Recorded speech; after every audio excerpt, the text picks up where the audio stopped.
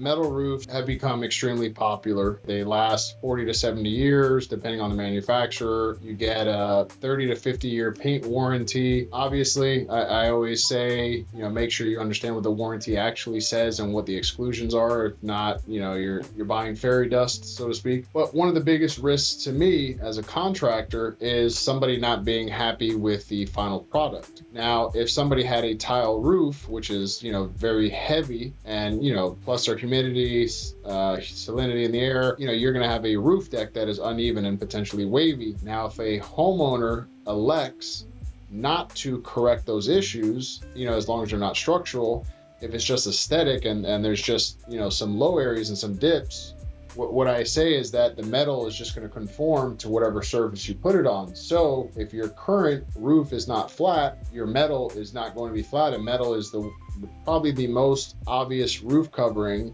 or is the most obvious roof covering, to where if you have imperfections, it's going to show through. I usually just put my hand in my shirt. I can't get my hand in my shirt without popping some buttons here, but it's just like putting a thin cloth over your knuckles. If the area is flat, that shirt is going to sit flat. But if there's imperfections and bumps, that's going to show through. So we've actually, if a homeowner doesn't want to address some of those issues, we actually have them sign a waiver saying like they understand the aesthetics are not going to be, that the roof may not be aesthetically pleasing as it should be, and they are being presented with the option to address the issues, and they are waiving their rights to make a claim about those issues down the line. And obviously that came from a lesson learned at one point, because we were younger and more naive. What has been your experience with metal roofs and some of the aesthetics? I have seen a fair share of metal roofs. I would say by far if I had to break it down, I think I've been on approximately 10,000 roofs. Wow. 9,000 of them, or 8,000 might have been tile, and 1,500 were shingle, and maybe 500. So 5 to 10% metal roofs. But one interesting event was a whole community there were 40 townhouses, 2-story townhouses. New standing seam metal roof was installed, and the complaint was that the roof was making noises.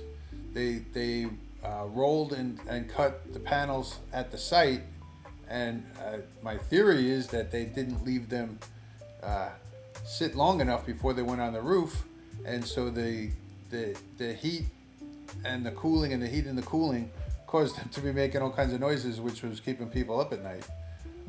Do you remember by any chance how it was fastened, whether it was a nail strip or clips or anything like that? Or it was clips. It was clips? Okay. Yeah. And so the roof looked great, but the people were generally disappointed. And I don't think there went to any litigation, because I never got called into it for that, but generally think that if you want the best roof, you can get the best roof out of a metal roof, but there's more to it than just the fact that the metal panels are durable. There's got to be some work involved in putting the correct underlayments. So I haven't heard 50 to 70 years. 40 to 70. Oh, 40 to 70. I mean, that's what we're claiming. I just turned 40, so I couldn't tell you off of personal experience, but that is what the manufacturer is telling us. Something interesting that you might enjoy is, and this is a conversation I had with the insurance broker on the other podcast, was now the shingle manufacturers are saying that their product should last 30 to 50 years. However, they sell their product nationwide and probably internationally. But as far as I know, at least nationwide and probably in Canada too. The problem with South Florida is, as you mentioned, the insurance companies who don't want to replace a 30-year-old roof because a storm came through are sending out letters. And I've talked about this a couple times, is that the insurance company sent me a letter in the mail saying I have to replace my roof. I sent them a roof report, and they said, we don't care who you are, replace your roof or we're dropping you. So we replaced the roof. But shingle manufacturers saying 30 to 50 years, insurance companies are typically sending out letters to homeowners for shingle roofs anywhere from, I've heard as low as 15. I haven't really seen it, but I've heard it up to 20, 25 years. So it's interesting that the insurance company, all they see is shingle roof. They don't see premium package shingle roof, or, like a higher quality package. They see shingle across the board. So, that's something interesting. And that's a conversation I have with homeowners, like, hey, I can sell you this wonderful product with a wind-proven warranty, and offer you all these benefits. But I have to be honest with you, you still can get a letter after 20 years saying that you have to replace your roof. And that's the benefit of metal or tile is, at least tile roofs, you're not typically seeing those letters like 25, 35 years from what I know and understand. And then metal roofs, I'd like to say, at least in South Florida, they haven't been around long enough to where, people are starting to get those letters, or at least it's not my knowledge or the insurance broker's knowledge. But it's just interesting knowing that, there's a lot of things to consider. It's not just like, hey, manufacturer says 30 to 50, like, I'm going to take that and run with it. It's like, okay, well, what about the insurance company, and how does that affect the homeowner and their expectations? That's interesting. I was involved with a case with a homeowner who was insured by Citizens, and this was another roof that, in my opinion, was not ever documented to have had any damage or repairs prior to this storm situation, and they just fought and they lost. I was actually on this. Rarely do I go to trial. Maybe out of 3, I don't keep count, sort of on purpose, of who and which roof I was on for which attorney. But probably at a trial, maybe 10% of the cases or less, and the Citizens lost, and they could have paid for 2 roofs with the amount of money they spent fighting this case. They appealed, and it probably cost them another $100,000 to appeal, but they won on the appeal. No way. But in research for this case on Citizens' website, and I don't know if they have it there anymore. I pointed it out in court that their website said the roof lasts generally 30 to 50 years. So I don't know who your insurance company was, but at least for some time it was documented by an insurance company that the roof will last 30 to 50 years. Yeah, so and it's actually an interesting time right now, because I've heard reports where allegedly some homeowners have gone after insurance companies saying that they are forcing them to replace the roof, but they're getting a licensed professional to basically say that the roof has this much lifespan, where the insurance company is not accepting that. So I'm interested to see how this plays out over the next 3, 5, 10 years, and see how, once again, how it plays out. The interesting thing is, as you know, a lot of insurance companies have left Florida. My father was a veteran. We had AAA, AA insurance. USAA, thank you. My father was a veteran. We had USAA insurance. They've since left Florida. Since my father passed and we bought our own house. They might be back, because I got a letter from them saying if I combine my car and homeowner insurance, I could get a great rate. Really, but that's the interesting thing is, so on one side, the state is lobbying to try to bring insurance companies back to Florida by offering My Florida Safe Home, by also by offering incentives to get people to protect their homes and upgrade their roofs, upgrade their windows, so there's not so much liability for insurance companies to come back to Florida.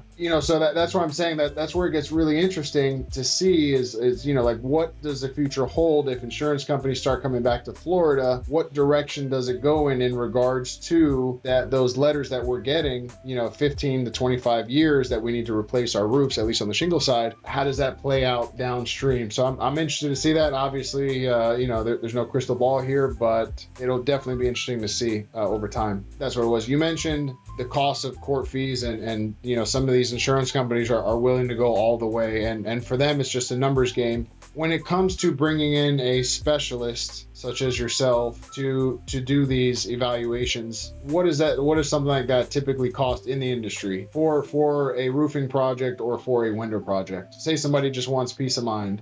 Well, there will be I guess I have two ideas about how to go ahead and come up with a fee. Or three. I can charge hourly, but most people don't want to pay. In my mind, most people would prefer not to pay hourly. And I imagine a homeowner standing over my back and asking me, well, how much longer are you going to look at that at $450 an hour?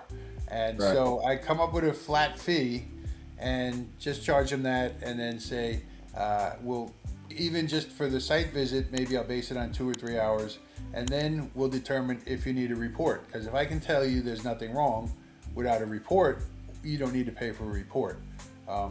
But going more towards to what attorneys and insurance companies, they seem to always want a report. So a cost would probably be $3,500, $3,000 to $3,500 for me to go and look at a house, take pictures of all the problems, go back and research whatever manufacturer was involved in the installation instructions, the associated code, and the amount of time it takes me to write a report. Sometimes more. Sometimes I'll ask for $4,500, which would be 10 hours for a project. And some of them are bigger. I went to the British Virgin Islands on a case, and they paid for the hotel, the airfare, and Nice. You gotta get some more of those. It was more than $9,000. Wow. Well, I won't say how many hours I actually worked, but it turned out to be a very nice deal. Yeah. And if anybody in the Virgin Islands is looking, he's available for and ready for hire. I can do re-inspections. So no, that's interesting to know that those costs, and I'm sure that'll help. An expert will be between $250 to $600 per hour. In this, yeah, an engineering expert per hour, yeah. Got it. Awesome. So if a homeowner thinks that they have defective work, what's the first thing that they should typically do? And when did they should contact their contractor and discuss their concerns with them. I find by the time I get there, if the homeowner has found 5 or 6 things, there's going to be dozens more. They're on to something. They're probably going to be correct. And at what point does a homeowner typically need someone like you? It should come down to a financial decision, but a lot of clients are very emotional. They're offended. They're angry. But from an objective point of view, I would suggest make up your mind. Is it worth it? The satisfaction of suing your contractor, or is it just going to be cheaper and less stressful to say, all right, don't want you here anymore. I'm going to finish and take care of it myself with somebody else who can do the job. Something interesting to know about is, so per the Florida contractor's manual, the standard warranty is 1 year. However, if an installation is defective, that doesn't count as part of the 1 year warranty. Have you seen a contractor's demeanor change after that point is brought up to them? Have you ever had to have that conversation with another contractor? Yeah, that's interesting, and I've been aware of the Florida state statute for probably 20 years.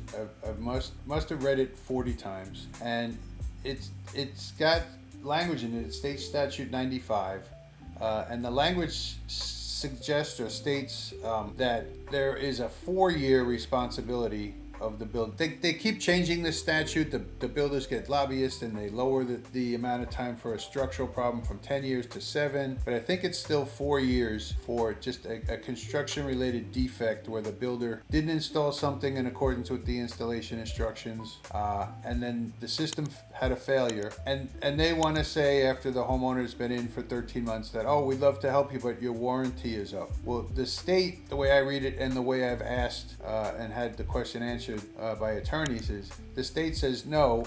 Any section in the contract that tries to make this period of time, the 4 years in the statute, shorter, that actually voids that part of the contract.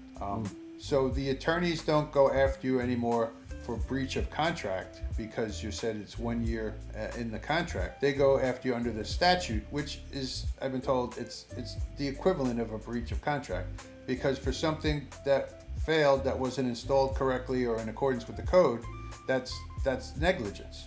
And so that statute is there to help protect homeowners. So yeah, the 1 year warranty sounds great when you're moving in, but 14 months later, it doesn't sound so great. But there is some additional protection, but you almost always have to get an attorney involved for it to work. And it always costs money, and yeah, retainers regularly $10,000 or $15,000 or more. Oh yeah, absolutely.